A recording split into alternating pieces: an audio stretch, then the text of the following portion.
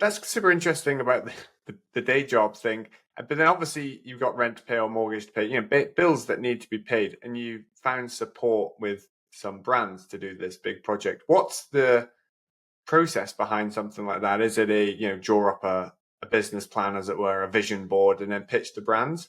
Or is it something a bit more complex? I've refined it and gotten better at it over the years. I'd say now I'm really good at making a pitch deck.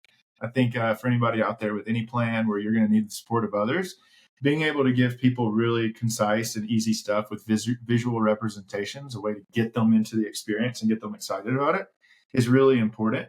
Um, it's a double-edged sword with the current world we live in that social media is really important. And, the bigger that following, the more value you bring to a brand.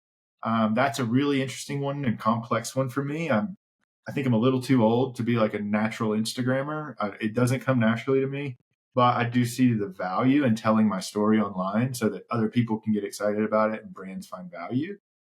So building that up, I think, is important. I ask for the sake of my feed, just like, don't be a douchebag about it. Like, find a way to do it that's authentic to you. It's just like not just to gain followers, like bring some value in the storytelling or something.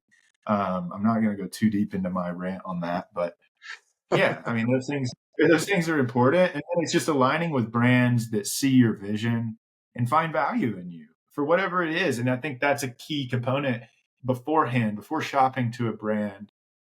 Be thinking through, like, from this brand's perspective, what value can I bring?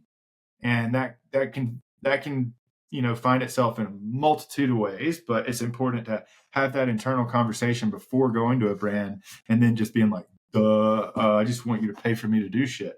I've seen that. I've seen people try to do it that way. You're not going to get very far. So visuals, social media, and identify value in which you can bring to a brand. What other bits of advice would you give to someone who was, say, had thought of a project and needed financial or sponsorship backing? Again, I think it's like figuring out first, like looking at what you want to do, what are the aspects of that are going to be interesting to others, and then first targeting brands that you see a clear connection between those things. I think that's really, really important. And then when you get yourself in a situation where you are working with a brand, have clear deliverables so that nobody's disappointed at the end. I mean, that's key. So Colorado Crush, which was awesome, and Yeah. the film about it, which I will definitely link in the description because it's definitely worth going to check out. Was obviously there were several moments where you have to question your motives doing it because it's super hard. But what was if you had to sort of zoom out of where you are now, what was a big lesson and big takeaway that you took from that you then applied into life, normal life going forward? Um, Colorado Crush was really, I feel like for me, like a very coming of age experience. We touch on it in the film. I do love that film.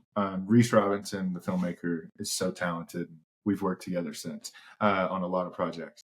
But I was at a place where I think, I was like 33, 34. It was a couple years ago when I did that.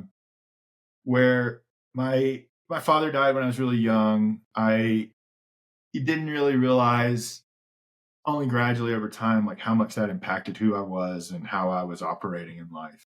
And that expressed itself in many ways throughout my early, like, adulthood, from partying really hard to, just a lot of choices in life. Well, right before the Colorado Crush, his brother died.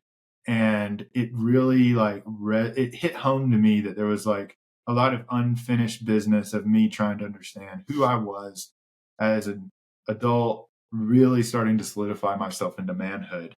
And I spent a lot of that effort, the Colorado Crush, sifting through those emotions and thoughts and trying to come to terms with my father's choices and how to take from those the positives to create the man I wanted to be.